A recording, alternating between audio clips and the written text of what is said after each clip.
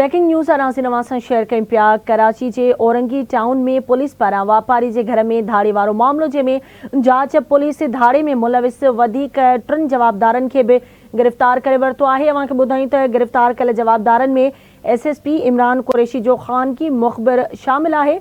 ज़रियन पारां इहो मालूम थियो है त गिरफ्तार कयल जवाबदारन में वारदात जो मास्टर माइंड ऐं इन्फॉर्मर भी शामिल है।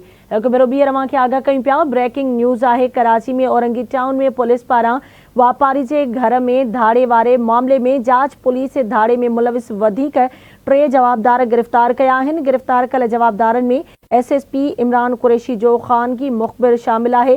गिरफ्तार कयल जवाबदारन में वारदात जो मास्टर माइंड ऐं इन्फॉर्मर भी शामिल है। ब्रेकिंग न्यूज़ अवां सां शेयर कयूं पिया। कराची जो औरंगी टाउन में पुलिस पारां वापारी के घर में धाड़े वारो मामलो, जैमें जांच पुलिस धाड़े में मुलविस टे जवाबदारन के गिरफ्तार करे वरतो है। गिरफ्तार कयल जवाबदारन में SSP इमरान कुरैशी जो खानगी मुखबिर शामिल है। गिरफ्तार कयल जवाबदारन में वारदात जो मास्टर माइंड ऐं इन्फॉर्मर भी शामिल है। एक भेरो ॿीहर अवां खे आगाह कयूं पिया। ब्रेकिंग न्यूज़ है। कराची के औरंगी टाउन में पुलिस पारां वापारी के घर में धाड़े वारो मामलो, जैमें जांच पुलिस धाड़े में मुलविस टिन जवाबदारन के गिरफ्तार करे वरतो है। गिरफ्तार कयल जवाबदारन में SSP इमरान कुरैशी जो खानगी मुखबिर शामिल है। गिरफ्तार कयल जवाबदारन में वारदात जो मास्टर माइंड ऐं इन्फॉर्मर भी शामिल है। तफ़सील मालूम कंदासीं कराची में आवाज़ न्यूज़ रिपोर्टर आमिर सुप्रो खां। जी आमिर, इन हवाले से कहिड़ा तफ़सील आहिनि, आगाह कजो।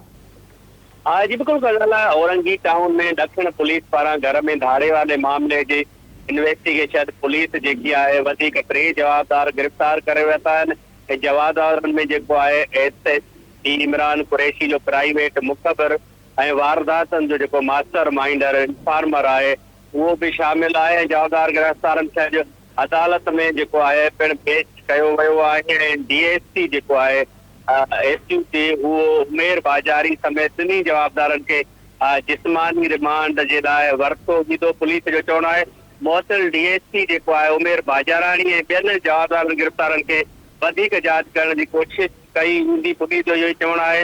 हिननि जो चवणु आहे त उमेर बाजाराणी जो जेको आहे वधीक रिमांड वठण जी कोशिश कई वेंदी त जेको ही औरंगी टाउन में धाड़े ऐं फुर जो मामलो हुनखे वधीक सही तरीके से जो है इन्वेस्टिगेशन करे सघे थी।